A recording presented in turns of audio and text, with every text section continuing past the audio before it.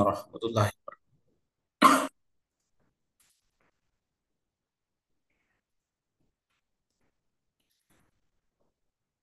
Baik, ada sekalian yang saya hormati, yang saya banggakan. Mohon maaf karena tadi ada tamu ya. Saya langsung saja, ada sekalian langsung saya share screen materi kita hari ini.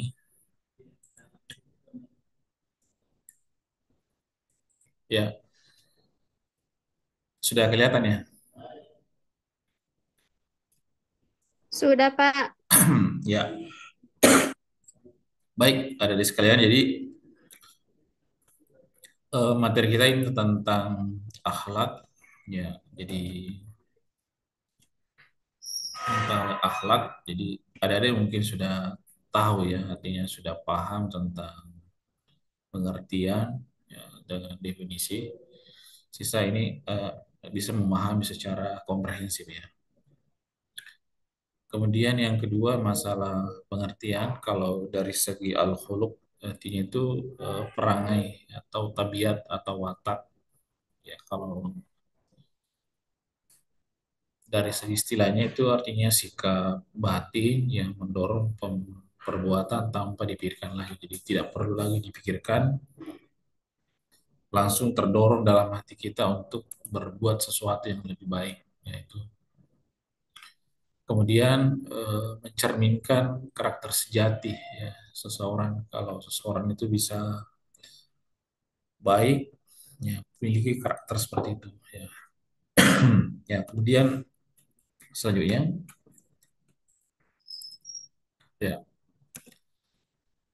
akhlaknya ini dalam Al-Qur'an itu sesungguhnya engkau Muhammad benar-benar di atas akhlak yang agung ya. Ini ada hadisnya ya.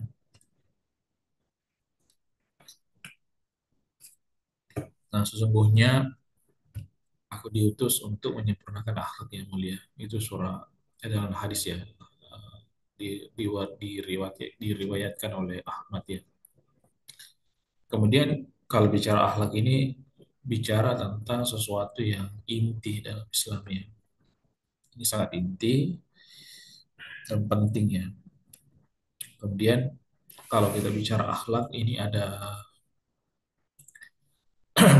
akhlak pada Allah, tauhid, taat syukur, tawakal ilallah.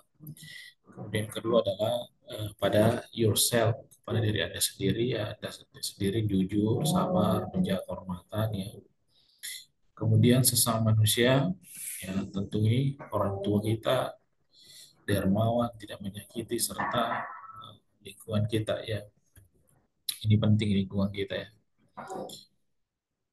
Pernah ada kejadian di mana ini kegiatan prawedding ya, itu di gunung ya, lagi melakukan prawedding karena akhlak ini kurang baik di lingkungan terjadilah kebakaran merugikan sekitar 100 miliar lebih kerugian akibat itu tadi kebakarannya. Makanya akhlak lingkungan ini penting ya. Eh, Akhlak lingkungan ini penting supaya tidak ada yang dirugikan. Ya.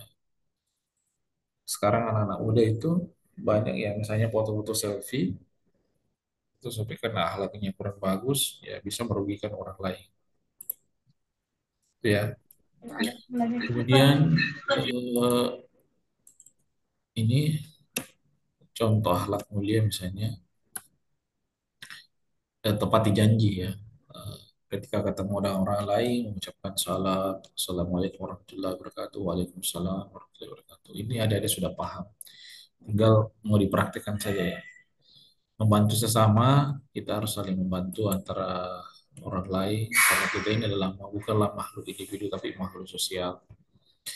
Kemudian tidak berkata kasar, menghormati perbedaan. Ya, kita harus menghargai dan menghormati perbedaan ini. Kemudian selain itu kita harus ini memperhatikan bahaya-bahaya ini. Kalau itu bisa merusak hubungan sosial ya, menghilangkan keberkahan ilmu dan rezeki, menjauhkan dari rahmat Allah seperti sombong, iri, hasad, dan dusta. Ini harus dihindari ya. Sampai kita sombong, iri, hasad, dusta. Ini ini penting ya bagi kita semua, bagi pribadi kita, supaya kita dijauhkan sifat-sifat sombong ini.